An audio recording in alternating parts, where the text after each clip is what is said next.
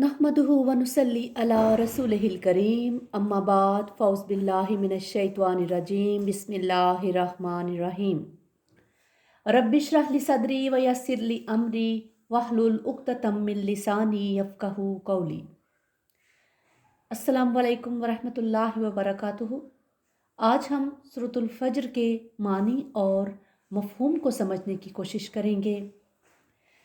बिस्मिल्लाहिर रहमानिर रहीम। शुरू अल्लाह के नाम से जो बड़ा मेहरबान निहायत रहम वाला है। वल फ़ज्र, कसम है फ़ज्र की। सूरतुल फ़ज्र की इब्तिदाई आयात कसमों के हवाले से मुश्किलातुल कुरान में से हैं और इनके बारे में मुतअद्दिद अक़वाल हैं। बहरहाल पहली आयत के बारे में जो राय आम है वो ये है कि इससे 10 ज़िलहज्जा की फ़ज्र मुराद है, जिसके बाद कुर्बानी होती है और ये दिन मनासिक हज के हवाले से भी बुनियादी और बहुत ज़्यादा अहमियत रखता है। वलयालिल अश्र, वलयालिन अश्र और कसम है 10 रातों की। पहली कसम की मुनासबत से अक्सर मुफस्सरीन ने इन रातों से 10 ज़ुल्हज्जा की फ़ज्र से पहले की 10 रातें मुराद ली हैं। जाहिर है कि 10 ज़ुल्हज्जा की फ़ज्र से पहले 10 ज़ुल्हज्जा की रात गुजर चुकी होती है, इसलिए वो रात भी इनमें शामिल है। वश्शफ़ई वल वत्र, और कसम है जुफ्त की और ताक की। इससे मुराद अमूमन रमज़ान के आखिरी अशरा की जुफ्त और ताक रातें मुराद ली जाती हैं और ताक रातों में लैलतुल क़द्र है। अलबत्ता दुनिया के तमाम इलाकों में चूँकि चाँद एक साथ नज़र नहीं आता, इसलिए मुख्तलिफ इलाकों की ताक और जुफ्त रातों में फ़र्क होता है। जैसे कि हमारे यहाँ पाकिस्तान में जो रात ताक हो वो सऊदी अरब में जुफ्त हो। वल्लैली इज़ा यस्र, और कसम है रात की जब वो गुजरने लगे। हल फी ज़ालिका क़समुल लिज़ी हिज्र, क्या इसमें कोई कसम है उन लोगों के लिए जो अक्लमंद हैं। यानी इन तमाम चीज़ों को जो बाद में आने वाले आयात हैं उनके मज़मून पर गवाह ठहराया गया है। वल्लैली इज़ा यस्र, और कसम है रात की जब वो गुजरने लगे।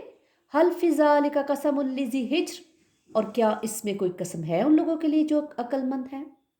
अलम तरा कैफ़ा फ़अल रब्बुका बिआद, क्या तुमने नहीं देखा क्या किया था आपके रब ने आद के साथ। इरम ज़ातिल इमाद, वो इरम जो सतूनों वाले थे। इरम के बारे में आम मुर्रहीन का ख्याल है कि ये कौम आद के शाही ख़ानदान का लक़ब था। यानी जिस तरह मिस्र में फ़राअना, अरक में नुमारदा और यमन में तबाया ख़ानदानों की हुकूमतें थीं, इसी तरह कौम आद के इलाके में इरम ख़ानदान बरसर इक़्तिदार था। यहाँ इनके हवाले से सतूनों का जिक्र इसलिए किया गया है कि वो लोग अपनी तामीरात में सतूनों को बहुत ज़्यादा अहमियत देते थे और दुनिया में सतूनों पर बड़ी बड़ी इमारतें खड़ी करने का तरीका सबसे पहले इसी कौम ने शुरू किया था। जैसे इस कौम के एक शहर के जो ज़ेर ज़मीन आसार दरियाफ्त हुए हैं, इनसे पता चलता है कि इस शहर की फसील पर 30 सतून या मीनार बनाए गए थे।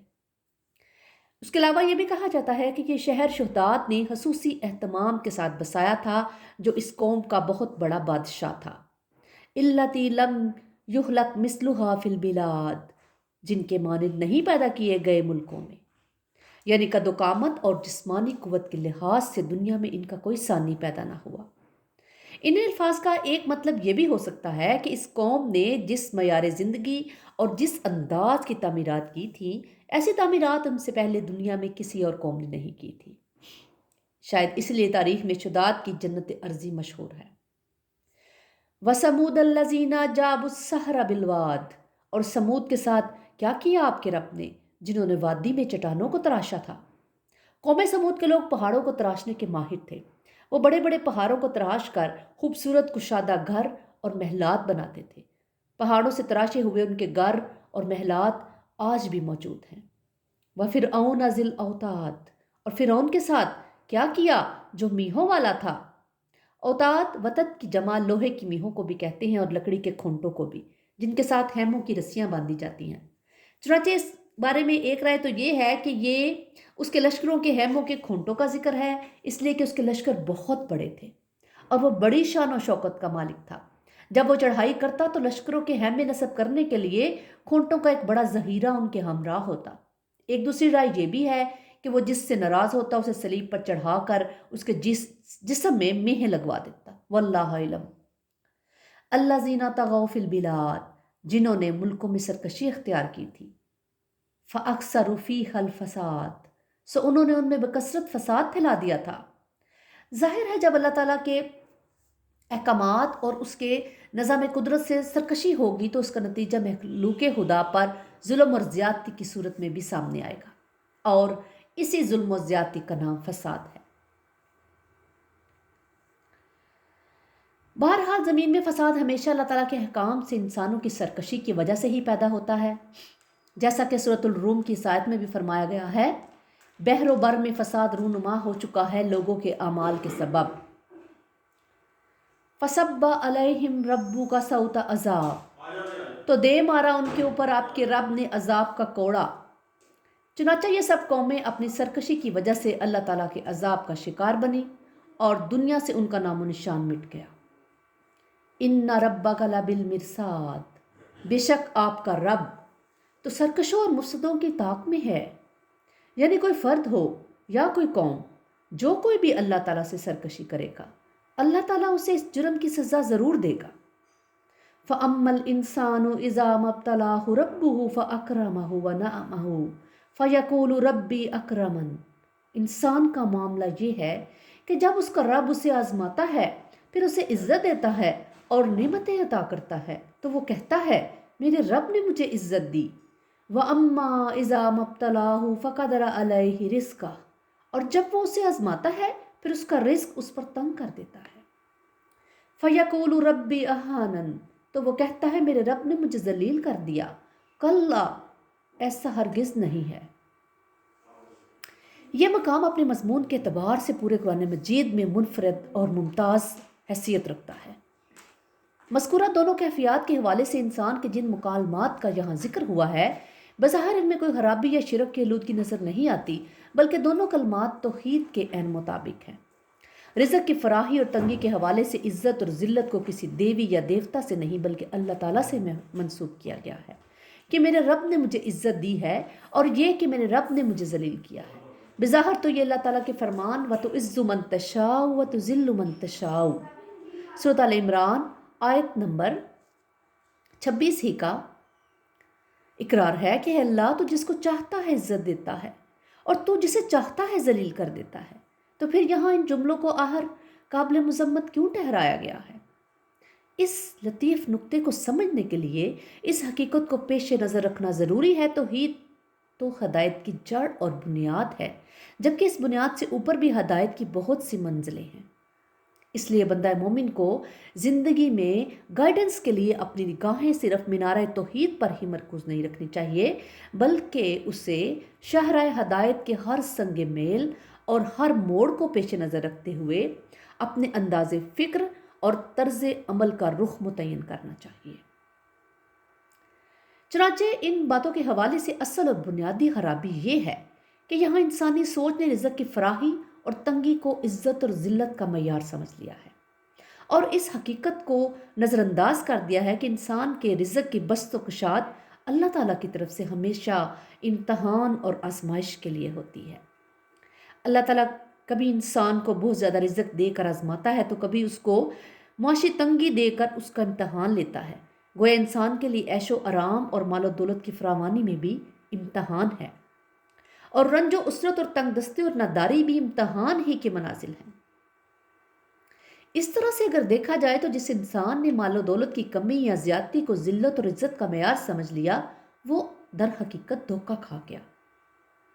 ایک بندہ مومن کو تو دنیاوی عزت اور ذلت کی ویسے بھی پرواہ نہیں ہونی چاہیے۔ ظاہر ہے کہ اصل اور حقیقی عزت یا ذلت کا فیصلہ تو یوم آخرت کو ہوگا۔ چنانچہ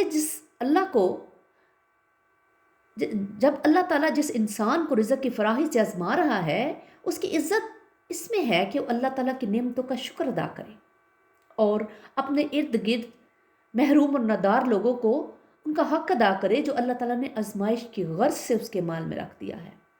اسی طرح جس شخص کا امتحان رزق کی تنگی کے ساتھ ہو رہا ہے اس کی عزت اس میں ہے کہ وہ صبر کرے اور اپنی عزت نفس کو بچا کر رکھے۔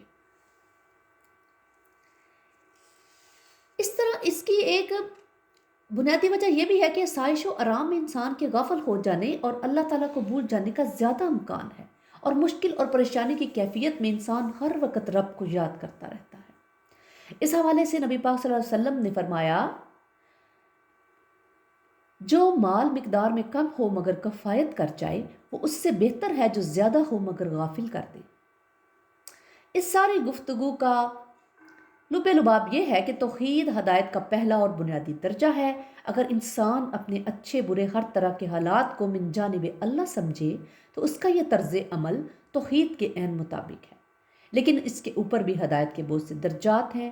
ان درجات میں سے ایک یہ ہے کہ انسان اللہ تعالیٰ کی آزمائش اور ابتلا کے اصول و ضوابط کو سمجھے اور یقین رکھے کہ دنیا کے عیش و آرام اور تنگ دستی اور اسرت کی کیفیات اللہ تعالیٰ کی طرف سے آزمائش کی مختلف صورتیں ہیں، اور تنگ دستی اور اسرت کی آزمائش کے مقابلے میں دولت کی فراوانی کی آزمائش کہیں زیادہ سخت اور خطرناک ہے۔ کلا بل لا تکرمون الیتیم، ایسا ہرگز نہیں بلکہ تم لوگ یتیم کی عزت نہیں کرتے۔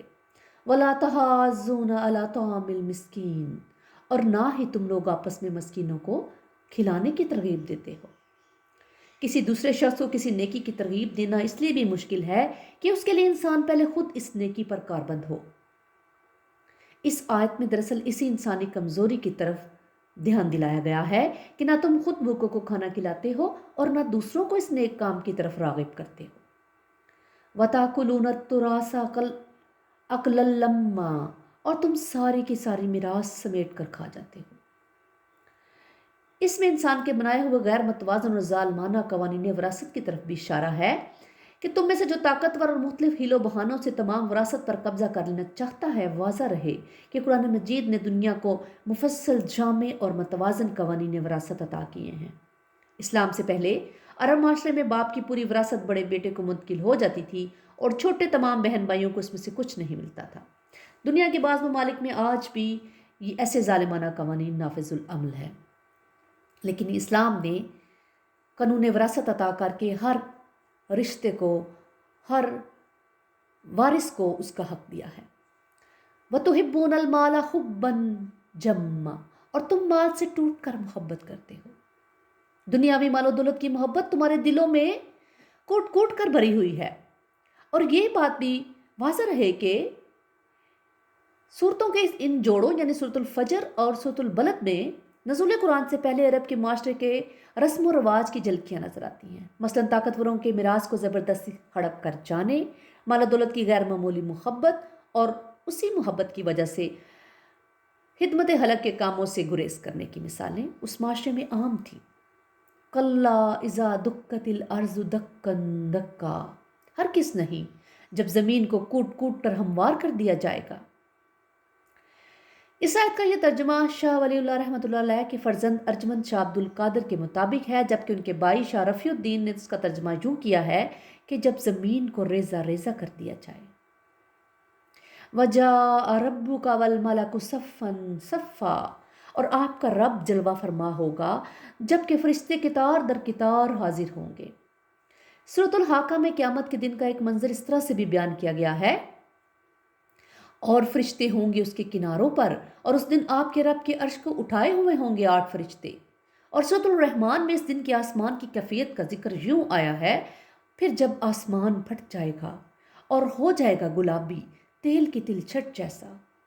قرآن مجید میں قیامت کے دن سے متعلق جو تفصیلات بیان ہوئی ہیں ان پر غور کرنے سے یہ اندازہ ہوتا ہے کہ میدان حشر اسی زمین پر قائم ہوگا۔ زمین کو کھینچ کر چپٹا اور کوٹ کوٹ کر ایسے ہموار کر دیا جائے گا کہ اس کے تمام نشیب و فراز ختم ہو جائیں گے۔ سورۃ الطٰہٰ میں ہے کہ پہاڑوں کو روئی کے گالوں کی طرح اڑا دیا جائے گا، پھر زمین پر اللہ تعالیٰ کا نزول اجلال ہوگا۔ اللہ تعالیٰ کی ایک خاص تجلی کے ساتھ 8 فرشتے نازل ہوں گے، دوسرے فرشتے صفے باندھے کھڑے ہوں گے، اللہ تعالیٰ کی عدالت لگے گی، حساب کتاب ہوگا، اور یوں قصہ زمین برسر زمین ہی طے ہوگا۔ گویا جس زمین پر انسانوں نے اپنے اچھے برے اعمال کا ارتکاب و اکتساب کیا ہے، اسی زمین پر ان کا حساب ہوگا۔ اللہم حسبنا حسابا یسیرا، اے الہی ہمیں حساب کتاب میں آسانی فرمانا، یا الہی بلا حساب جنت الفردوس عطا فرمانا، آمین۔ وجیء یومئذ بجہنم، اور لے آئی جائے گی اس روز جہنم بھی۔ جہنم کا ظہور بھی شاید زمین کے اندر سے ہی ہوگا، یعنی جب زمین کو کھینچ کر چپٹا کیا جائے گا تو اس کے اندر کا کھولتا ہوا لاوا باہر نکل آئے گا جو جہنم کا سامان پیدا کرے گا۔ واللہ علم۔ یومئذ یتذکر الانسان وانى له الذکریٰ، اس دن انسان کو سمجھ آئے گی، لیکن اب سمجھنے کا کیا فائدہ؟ اللہم انی اعوذ بک من عذاب جہنم۔ اللہ پاک ہمیں اپنے نیک بندوں میں شامل فرما لیجئے اور ہمیں دائیں ہاتھ والوں میں سے کر دیجئے، آمین۔ اس دن انسان کو بہت کچھ یاد آ جائے گا کہ وہ دنیا سے اپنے ساتھ کیا لے کر آیا تھا، اور اسے نصیحت بھی حاصل ہو جائے گی، لیکن اس وقت کی نصیحت سے اسے کوئی فائدہ نہ ہوگا۔ ظاہر ہے فائدہ تو تب ہوتا اگر اس نے دنیا میں نصیحت پکڑی ہوتی۔ یقول یا لیتنی قدمت لحیاتی، وہ کہے گا اے کاش میں نے اپنی زندگی کے لیے کچھ آگے بھیجا ہوتا۔